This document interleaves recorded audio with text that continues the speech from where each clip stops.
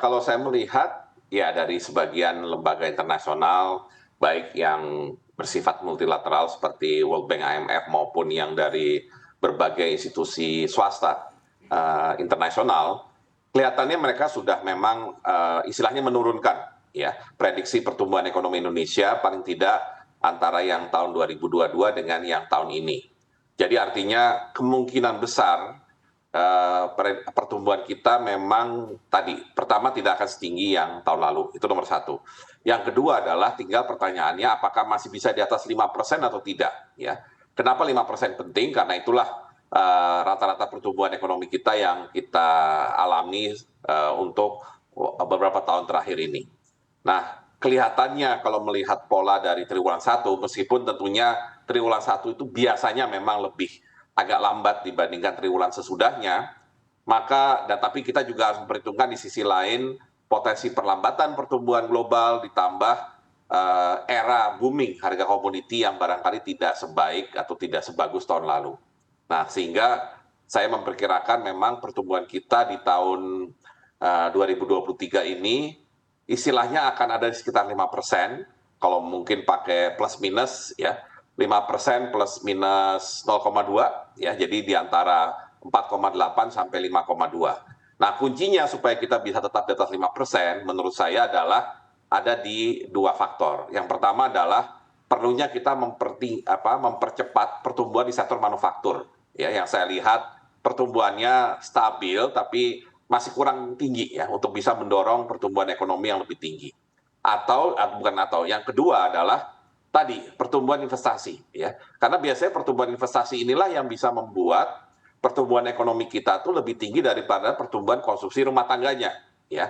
Nah, ini yang barangkali perlu benar-benar diperhatikan supaya ketika ekspor mengalami hambatan dalam konteks pelemahan ekonomi global, investasi yang harus kita dorong agar pertumbuhannya cukup tinggi sehingga bisa membantu mendongkrak pertumbuhan ekonomi itu sendiri.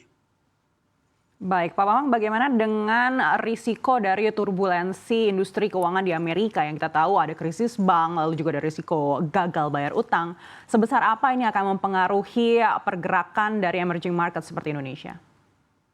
Ya, tentunya karena bagaimanapun Amerika memegang peranan signifikan, baik dari sisi GDP-nya maupun dari perannya sebagai market leader ya dalam sektor keuangan dunia, maka tentunya kita harus mewaspadai ya apapun yang terjadi baik dari sisi fiskal seperti yang Anda katakan gagal bayar dari pemerintah Amerika maupun dari sisi moneter ya ketika kebijakan moneternya terpaksa dikencangkan sebagai akibat dari inflasi tinggi.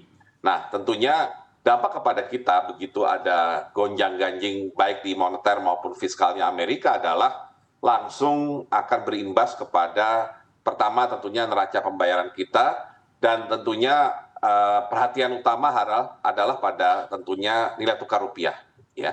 Nilai tukar rupiah di samping barangkali yang faktor berikutnya adalah pada permintaan global dunia ya. Tapi terus terang kalau gonjang-ganjingnya tadi lebih banyak tadi yang kasus bank dan segala macam, ini memang mungkin ada sedikit perbedaan ya. Misalkan Anda mengatakan masalah perbankan di Amerika, sebaliknya di Indonesia saya perhatikan dari laba perbankan tahun 2022 kemarin dan sampai triwulan 1 tampaknya mereka masih dalam kondisi yang cukup baik ya. Jadi artinya masih ada kemungkinan kita bisa paling tidak meminimalkan potensi dampak negatif dari gonjang-ganjing Amerika baik dari sisi moneter maupun dari sisi fiskalnya.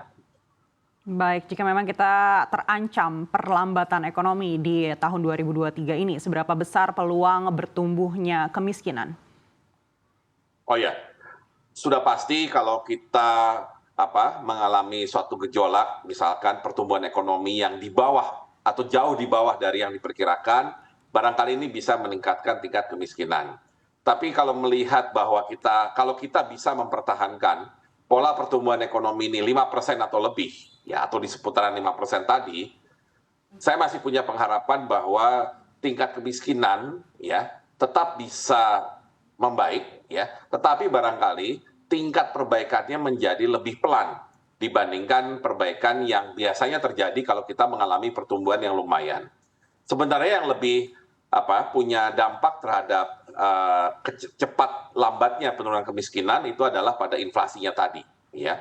Karena inflasi itu langsung berpengaruh terhadap income dari masyarakat.